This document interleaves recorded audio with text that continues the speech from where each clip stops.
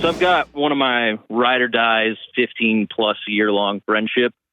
I was in his wedding a couple years ago, and he found out probably a couple weeks ago now that his wife has cancer, and it's pretty heavy.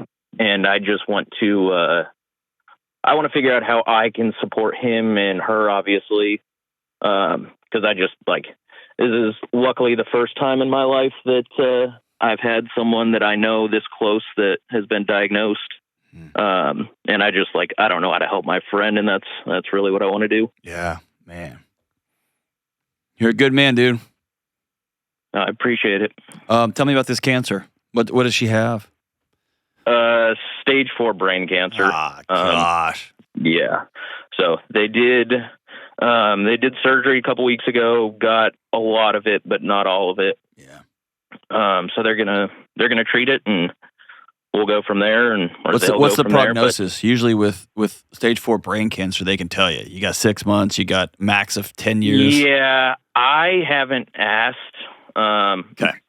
Try not to poke too much. It's that weird, where you want to be supportive, but they're going through it, and they're right in the thick of it. So I don't want to pry for too much information. Okay. We do live 5 or 6 hours apart, so okay. I haven't been able to see him yet, but just phone calls. Okay. So, I'm going to tell you the two things people have come back and told me over the course of my career that they were most grateful for when they were going through something similar.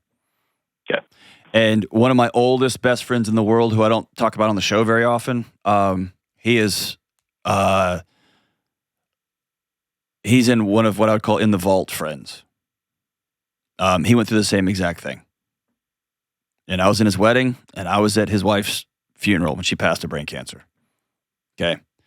The two things that have come back repeatedly over and over, and I haven't done this perfect every time. In fact, I've screwed it up royally multiple times. Is they've come back and said, nobody would ask us the hard questions, and you seemed unfazed, and you just asked. Okay. And so what feels like you're dancing around, I don't want to pry too much. They will tell you if I'm not ready to talk about this. I don't want to talk about it. Okay. But I remember my friend when she got it, and she was a close friend. I consider her close too. Man, he's one of my brothers. And when she got sick, man, I was asking all kind of questions. How much time they got? Where is it? What are they doing? Asking as many questions. And I'll tell you this, as the cancer progressed and she got closer and closer to passing away, she was very clear, and so was her husband. Hey, we just want to talk about it right now. Awesome. Okay. So that was number one. And this could be as easy as asking, all right, so what kind of cancer is it? And man, what kind of prognosis are they giving you? Usually with this type of stage 4 aggressive brain cancer, they will say a home run is 10 years. Most people hit singles and they get 4. Occasionally people get 9 months, right? They'll tell you that kind of ballpark. And so asking that question directly is not out of bounds. And in fact, it can often be a relief because both of them are carrying it. And as most people who get cancer find out, they find themselves responsible for how everybody else around them feels. And so asking those direct questions can often be a gift. I'll carry some. Okay. I'm not scared of that. Yeah, that actually resonates pretty hard. I know they've obviously had a bunch of family coming into town, and obviously there's just a lot going on for them. Sure. This is one of the first times, like I said, he's, to use your words, one of the in the vault friends for sure. Yep. And this is one of the first times he's called me and kind of broken down to me. Yep. He's just first responder, ultimate tough guy. Yep. There you go. Awesome dude. And let me tell you this. If there's any possible way you can get on a plane and go down there and see him, yep, do that. Even if you have to fly on a Friday night, only spend Saturday and fly out Sunday morning, go do that. Yep. Yeah, no, that's, he called me 2 Fridays ago now. And that was my first response. It was hey man, I'm getting in the car. It's 5 hours. It's not going to take me very much time. Let's hammer out a day that works for you guys in the next week.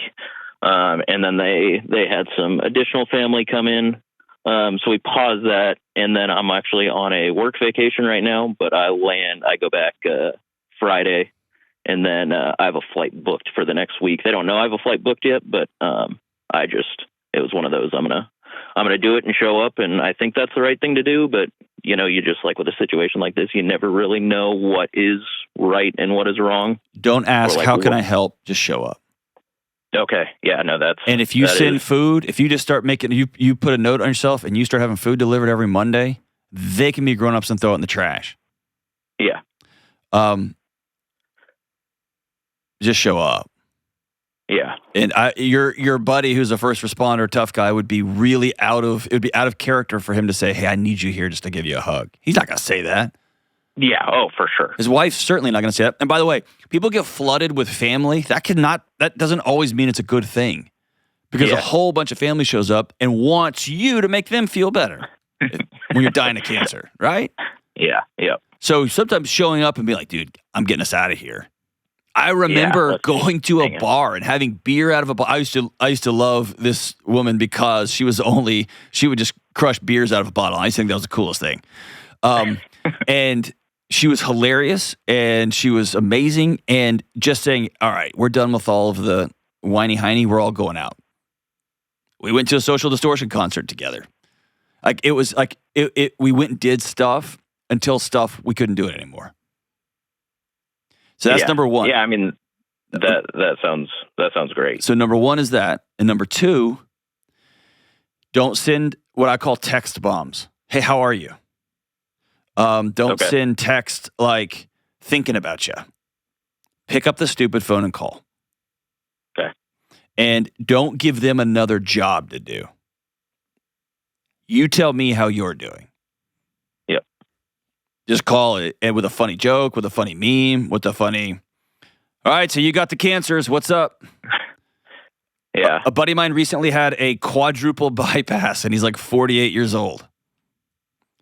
I'm going to tell you what my phone call was like with him. Delony, is this you? Dude, I heard your heart exploded. That's how I started the call. He started laughing so hard, I thought he was going to have going to cardiac arrest again. Now, that's not my wife's personality. That's not everybody's personality, right? That's just that's me. But here's the message I sent to him. You're sick. You're going through a tough time. I'm not suddenly going to be like, oh, because I don't stitch things into pillows. Yep. I'm still going to love you full me. The last thing is say way less than you think. Okay. Sometimes just, dude, I'm calling. This sucks. Yep. Not, hey, dude, I've been Googling and I found there's a new... No, none of that. Yeah, I think they're probably doing enough Googling themselves. Bro. I don't need to do that. That's right. And hey, do you mind if I do something? Do you mind not tagging in here, Kelly? Of course not. Kelly's a cancer survivor. I'm rattling these things off to Russell here. Anything out of bounds that I've said? And is there anything else you want to throw in here? No. So I think Russell, just to reiterate a couple of things he said that were the best were, don't ask them how they're doing. Okay. And don't ask them what you can do, because they're so overwhelmed. And nobody wants to tell somebody, here's the things that I need you to do. Yep. It's just a weird thing to say. And the biggest one is don't make them make you feel better. Yep. Everybody else's emotions are exhausting, especially during a time like this. They are exhausting. And so to have to make them, if you go sit over there and you're boohooing and bawling and crying and all that, excuse me, they have to take care of you and tell you how they're going to be okay and how it's going to be okay. And that's not beneficial to them at all. And it's just exhausting. Frank talk. I had a couple that was our next door neighbor at the time when I was diagnosed, and they invited me over for coffee, sat down, and they're like, all right, tell us everything about it.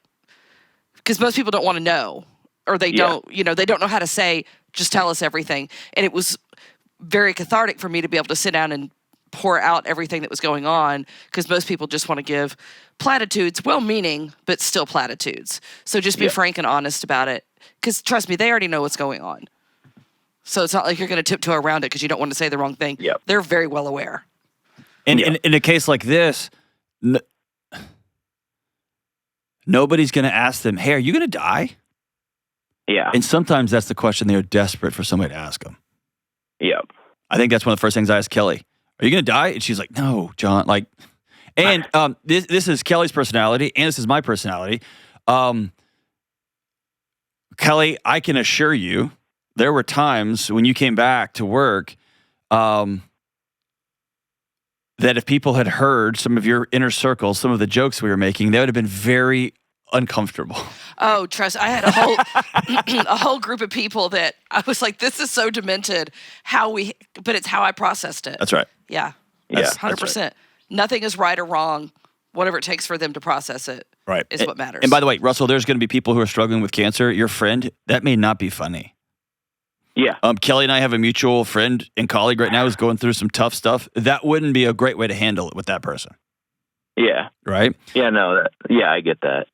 And so that person you're going to handle that differently. But I think the thing is to keep true to the nature of the friendship.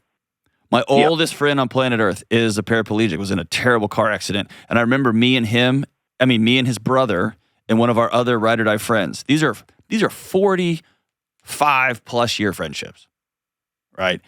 I remember we were in not a Waffle House, what's the pancake? IHOP. IHOP. And we were all saying, hey, are we going to just stop making jokes? And I remember we're like, nope. He didn't get a pass just because he's in a wheelchair. He's still our brother, dude. And then it's like, all right, game on. And we've gotten stopped at restaurants. We've gotten stopped at parking lots. There's been some moments that are like, all right, that's probably too far. And by the way, he dishes out too. But all I have to say is this: keep the nature of your friendship whole. Okay. Yeah, so we're like a couple weeks into this now, and I have felt myself being like, dude, I don't know what to say. Yeah. Like nothing I can physically say is going to make the situation any better. No, but you will. Yeah. Your presence will. It gives me a lot of, I don't want to say permission, but it like gives me relief that like just keeping our friendship going like it's gone for the last 15 years will bring some sort of maybe relief or distraction, if you will. Something like that will just, give them a break from all that they're going through. Cause that's the last thing I want to do is like, they don't need to make me feel better about it. Sure. Like I'm sad for them. I'm sad for my friend, but the last thing I need them to do is to console me. Like, that's right. But sometimes, if your friends have a demented sense of humor, like me and my friends do, getting online and ordering them 24 cupcakes that have the words, F cancer on them is hilarious. Yeah. Making a demented cake is hilarious. And other times showing up with flowers and a hug, if that's the nature of your friendship and that's the person on the other end of this thing, that's who you would have been if you found out they were pregnant. That's who you would have been if you found out, their mother passed away. That's who we're going to be in this moment too. Yeah. It's when the whole identity of the friendship changes. Like, oh my goodness. If I walked into, I'm thinking of a friend right now who's struggling. If I just showed up at their house and was like, oh my gosh, I'm so sorry. Come here. They'd be like, dude, what's wrong with you? Yeah. Right? Yeah. Finding ways to be yourself and inject joy into a really dark moment and not make them be the ones to make you feel. That's just it, man. So thank you for loving your friend really well, dude. That's man, the world needs more friends like you who want to show up and just want to do it right. And your presence and often your silence, your presence means the world. Thank you so much, my friend.